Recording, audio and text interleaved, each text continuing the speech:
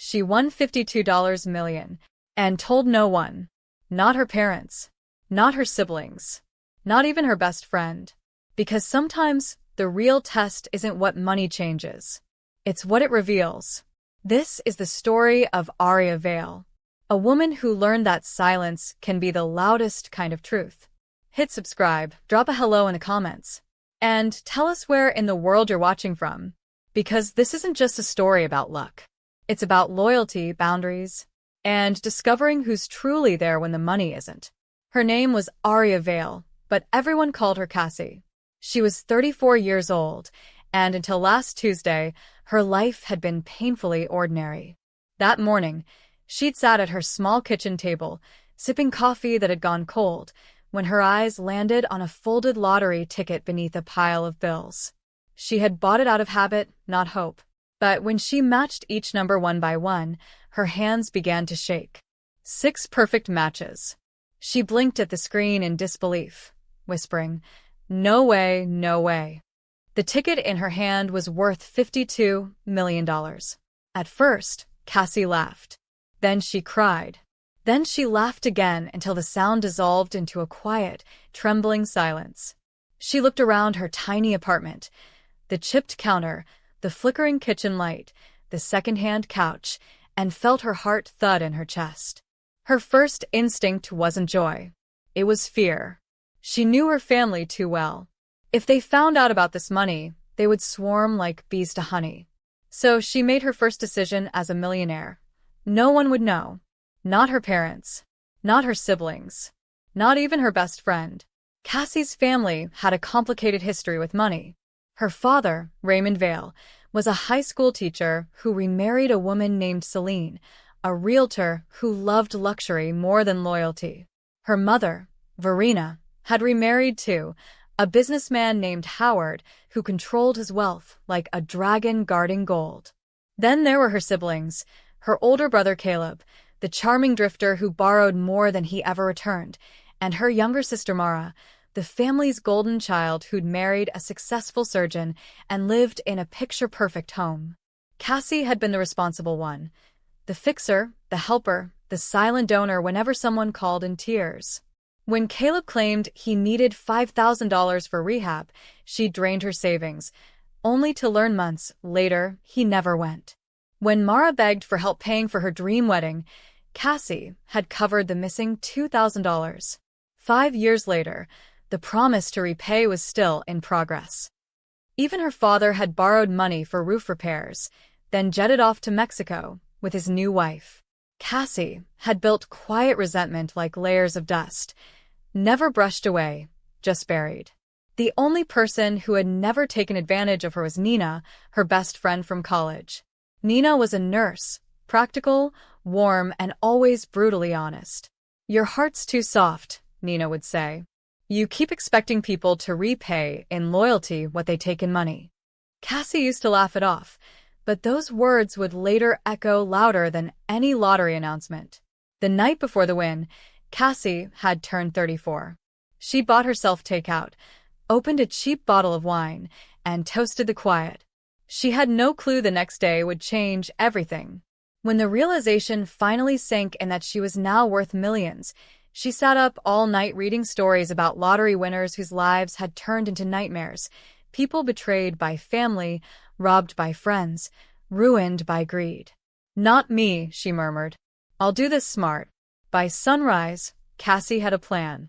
She called in sick to work, slipped the ticket into an envelope, and drove downtown to meet a financial attorney. The man, Adrian Carver, looked every bit the part, salt and pepper hair, calm voice, expensive watch. "Congratulations," he said when she placed the ticket on his desk. "You're about to join a very exclusive club, but if you want peace, we'll need to do this quietly." He explained how to claim the prize through a trust, so her identity would stay hidden. Cassie listened, heart pounding, feeling both terrified and free. Over the next 2 weeks, she did everything by the book. She formed a blind trust, hired an investment manager, and secured multiple accounts. By the time the money landed, it was invisible, untouchable by anyone but her. Yet she felt lonelier than ever. She still drove her beat-up Corolla to work, smiled at her boss, and pretended to care about overdue reports. "You look tired," Nina said one day. Cassie smiled faintly. "You have no idea." The secret began to weigh on her. She found herself thinking about her family, wondering if they would have been happy for her or if they'd start calculating what share belonged to them. Her instincts told her the latter, but she also wanted to know for sure. One sleepless night, an idea took root in her mind, a dangerous one. What if she tested them? What if she pretended to need help just to see who truly cared? When she told Nina about her plan over wine, her friend frowned. "Cass, that sounds manipulative." "It's not manipulation," Cassie said quickly. "It's truth-seeking. I've spent my whole life helping them. I just want to know who would help me back." Nina sighed. "Be careful. You might not like the answers you find." Cassie smiled sadly. "I already know the answers, Nina. I just want to see them in plain sight." The next morning, Cassie sat with a notepad, crafting her story. She would tell her family that her company had suddenly closed down after an internal scandal, leaving her jobless and behind on bills. She'd say she needed $6,000 to cover rent and medical costs until she got back on her feet. Not too little to ignore, not too big to seem fake. Just enough to test the heart. Her first call was to her mother. "Oh, sweetheart," Verena sighed when Cassie told her. "That's awful. But, Howard and I just bought a lake house. We're tight right now. Have you asked your father?" Cassie bit her lip. "I was hoping you could help, Mom." "I'll talk to Howard," her mother said. "No promises." The next day, Cassie met her father for coffee. He listened with a frown, then launched into a lecture about budgeting and saving. "You should have 6 months of expenses," he scolded. "That's the responsible thing to do." Not once did he offer a dime. Her sister's reactions stung the most. "Oh, Cass," Mara said, stirring her tea in that perfectly renovated kitchen.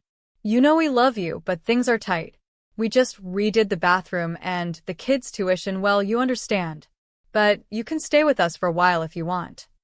Cassie smiled politely. "Thanks. I'll be fine." Her brother's reply came as a text message. "Dang, sis, that sucks. I'd help, but I'm broke right now too. Call me later." He never did. One by one, each relative failed the test. Her stepmother, Celine, gave her a lecture about learning to manage money. Her stepfather, Howard, said bluntly, "You're not my responsibility." Her cousin Tristan promised to send something, but ghosted afterward. By the end of the week, Cassie was emotionally drained. It wasn't about the money anymore. It was the realization that she'd been right all along. Then her phone rang. "Cassie? It's Aunt Leora. I heard you lost your job. Are you okay?" Cassie hesitated, then nodded even though Leora couldn't see her. "I'll be fine. Just a rough patch." "Come have lunch with me," Leora said. They met at a small diner that smelled like coffee and kindness. Leora listened quietly, then reached into her purse and pulled out an envelope. "It's not much," she said softly, "but it might help with rent." Cassie opened it and froze. $3,600, nearly all her aunt's savings. "I can't take this," Cassie whispered. "You can and you will," Leora replied. "You do the same for me." That night, Cassie sat at her table, staring at the envelope. The one person with the least to give had given the most. Her chest ached with guilt and gratitude. She called Leora and said quietly, "Can you come over? There's something I need to tell you." When her aunt arrived, Cassie poured tea and confessed everything. The fake story, the lottery, the reason behind it all. Leora listened in silence, then said, "I'm not angry. Just sad that you felt you had to test love to find it. But I understand." Cassie reached across the table and squeezed her aunt's hand. "I want to take care of you, Leora. Properly. No more struggling." Leora smiled faintly. "You already have, Cass. You gave me faith that honesty still exists." Cassie laughed softly, tears in her eyes. "No, I mean it. I'm going to make sure you never worry about bills again." The next morning, Cassie returned to Adrian's office with renewed purpose. "I want to set up a trust for my aunt," she said firmly. Adrian nodded with a small smile. Tell me what you have in mind. Cassie explained every detail: a monthly stipend, full medical coverage, and an emergency fund. Make sure she never has to ask anyone for help again, she added. Adrian adjusted his glasses and said, "You're a rare kind of winner, Cassie. Most people think about mansions. You're thinking about meaning." Over the following weeks, Cassie's days were filled with paperwork and planning. She invested most of her winnings in safe assets, bought a modest house in a quiet neighborhood, and began mapping out something bigger, a non-profit organization that would help the elderly who lived alone, inspired by Aunt Leora's quiet struggles.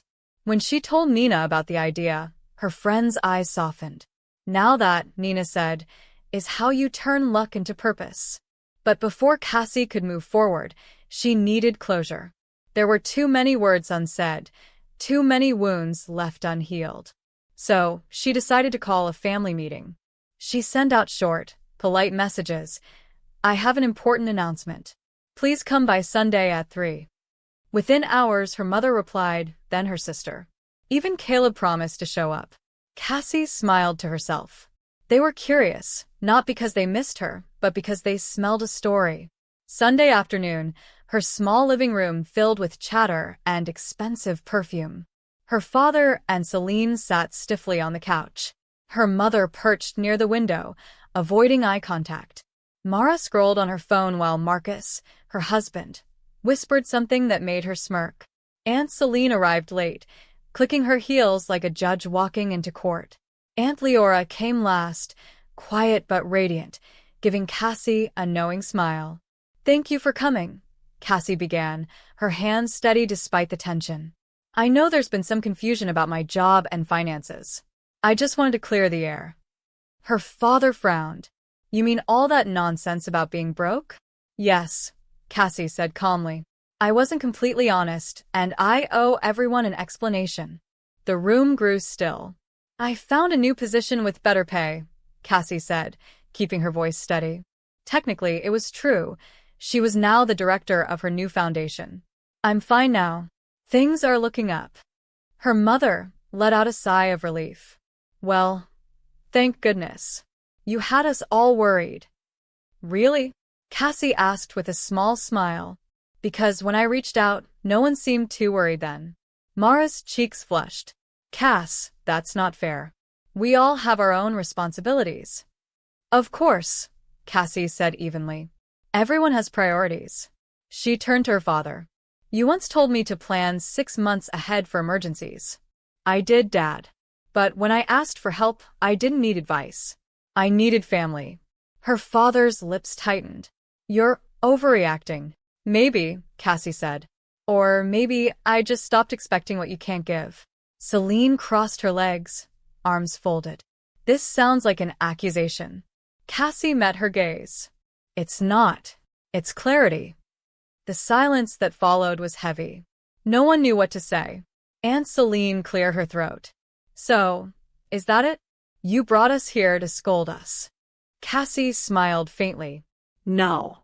I brought you here to thank you for showing me exactly who I can depend on." Cage shifted uncomfortably. "You're being dramatic, Cass. You know I would have helped if I could." "You've said that before," Cassie replied softly.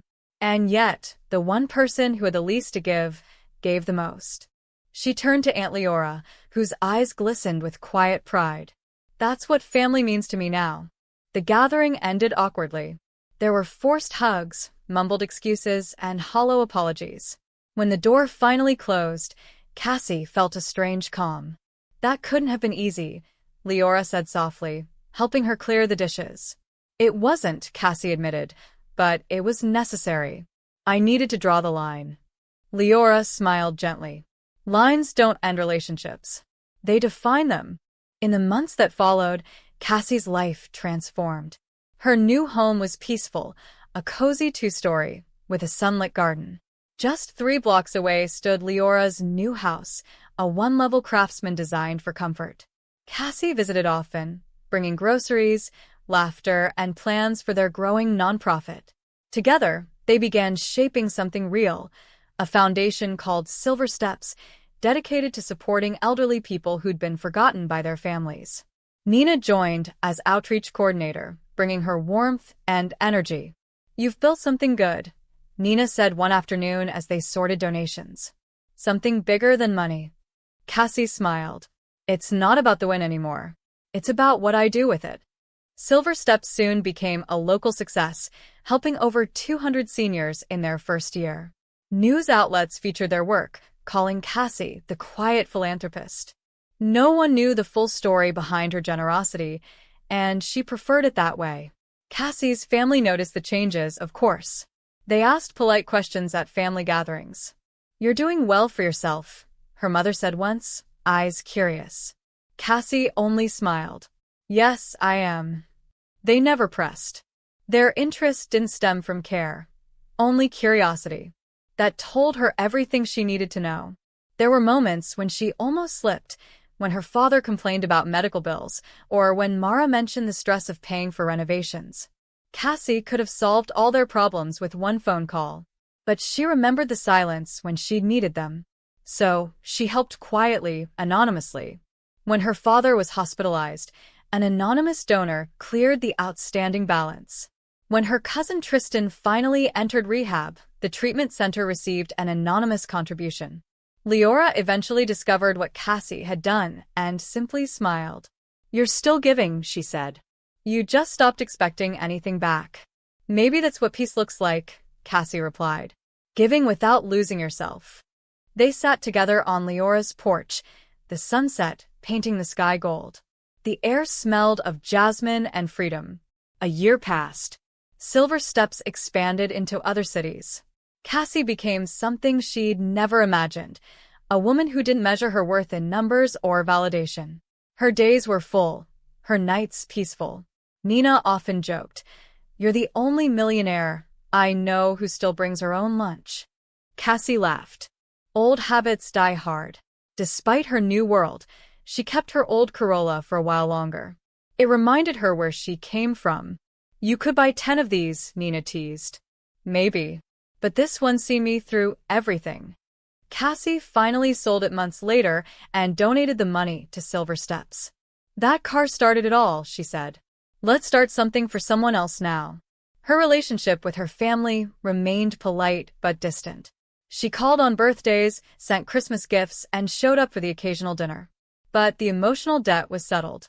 There were no more expectations, no more hidden disappointments. They saw her success, but never asked how it happened. And she no longer cared that they didn't. Sometimes she wondered how different things would be if she had announced her win immediately. "They'd have showered you with love," Leora said one evening. "Until the money ran out." Cassie nodded. "And I'd never know who they really were." Leora smiled softly. "Now you do." Cassie often reflected on the strange irony of it all. She had hidden her fortune to protect her heart, and in doing so, had discovered it. Money hadn't changed her. It had revealed everyone else. "You know what's funny?" she told Nina one night. "The ticket didn't give me freedom. The silence did." Nina nodded thoughtfully. Sometimes the loudest decisions are the ones we keep to ourselves. On the anniversary of her win, Cassie and Leora hosted a quiet dinner on the porch, just the two of them. "To peace," Cassie said, raising her glass. "And to family," Leora added, smiling. "The kind that chooses love over obligation."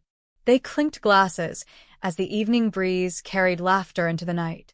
Cassie looked up at the stars, remembering the woman she'd been before the lottery, anxious, overlooked, endlessly giving.